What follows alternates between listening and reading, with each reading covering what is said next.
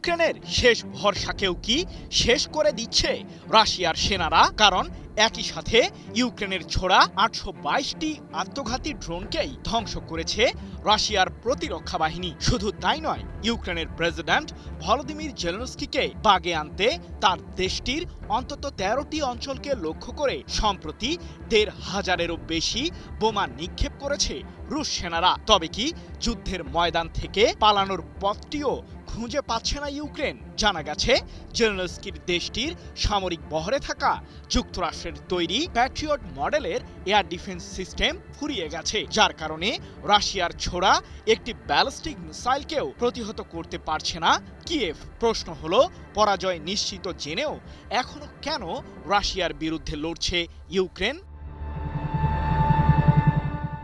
যুদ্ধের ময়দানে ব্যাপক কোণঠাসা হয়ে পড়েছে ইউক্রেন। তবে নিজেদের শেষ সম্বলটুকু দিয়েই রাশিয়ার বিরুদ্ধে লড়াই অব্যাহত রেখেছে জেলেনস্কির বাহিনী। আত্মঘাতী ড্রোনের উপর নির্ভর করে রাশিয়ার মতো শক্তিশালী প্রতিপক্ষের বিরুদ্ধে যুদ্ধ চালিয়ে যাচ্ছে ইউক্রেন। জানা গেছে মস্কো সহ রাশিয়ার বিভিন্ন অঞ্চলকে লক্ষ্য করে রাতারাতি ৮২২টি আত্মঘাতী ড্রোন নিক্ষেপ করে কিয়েভ, যাকে চলতি বছরের মধ্যে ইউক্রেনের সবচেয়ে বড় আকারের ড্রোন হামলা হিসেবেই দাবি করেছে রুশ প্রতিরক্ষা মন্ত্রণালয়। তবে শেষ রক্ষা হয়নি ইউক্রেনের সেই আত্মঘাতী ড্রোনের বহরটির। অত্যাধুনিক এয়ার ডিফেন্স সিস্টেম ব্যবহার করে জেলেনস্কির বাহিনীর ওই ড্রোনগুলোকে রীতিমতো ধ্বংস করার দাবি করেছে রাশিয়া। এক প্রতিবেদনে বিষয়টি নিশ্চিত করেছে রাশিয়ার রাষ্ট্রীয় সংবাদ মাধ্যম তাস। যদিও ইউক্রেনের ভয়াবহ এই হামলায় অন্তত ৭ জন নিহত হওয়ার তথ্য জানিয়েছে রাশিয়া, সেই সাথে আহত হয়েছে আরও ৩৯ জন। কিন্তু রুশ প্রেসিডেন্ট ভ্লাদিমির পুতিনের বাহিনী আসলে কি করছে?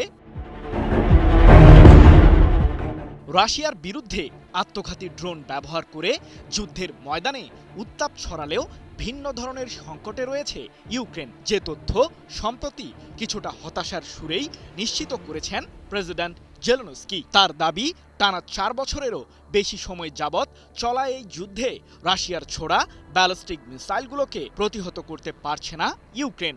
কারণ এই মুহূর্তে প্যাট্রিয়ট মডেলের এয়ার ডিফেন্স সিস্টেমের চরম সংকটে ভুগছে কিয়েভ, আর যুক্তরাষ্ট্রের তৈরি এই আকাশ প্রতিরক্ষা ব্যবস্থাটি ব্যবহার করেই মূলত রুশ ব্যালিস্টিক মিসাইলগুলোকে প্রতিহত করে ইউক্রেন।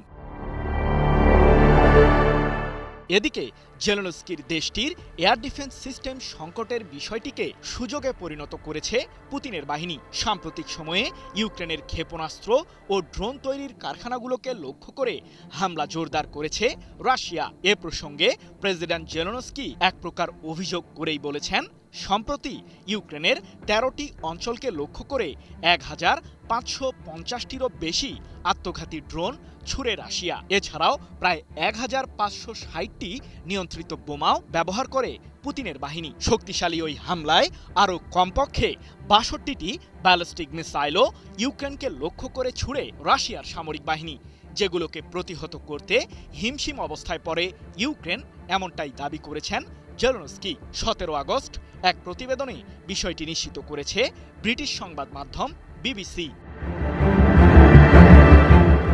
কিন্তু হঠাৎ করেই এয়ার ডিফেন্স সিস্টেমের সংকটে কেন পড়ল ইউক্রেন?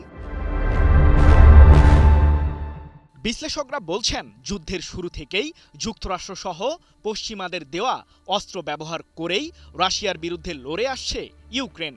কিন্তু সম্প্রতি ইরানের বিরুদ্ধে মার্কিন সামরিক বাহিনী যুদ্ধে জড়ানোর ফলে এখন যুক্তরাষ্ট্রই রয়েছে প্যাট্রিয়ট মডেলের এয়ার ডিফেন্স সিস্টেমের চরম সংকটে। আন্তর্জাতিক সংবাদ মাধ্যমগুলোর দাবি, ব্যালিস্টিক মিসাইলকে প্রতিহত করা মার্কিনীদের এই আকাশ প্রতিরক্ষা ব্যবস্থাটির মজুদ ৮০% কমে গেছে, যার কারণে ইউক্রেনকেও সহায়তা করতে পারছে না যুক্তরাষ্ট্র।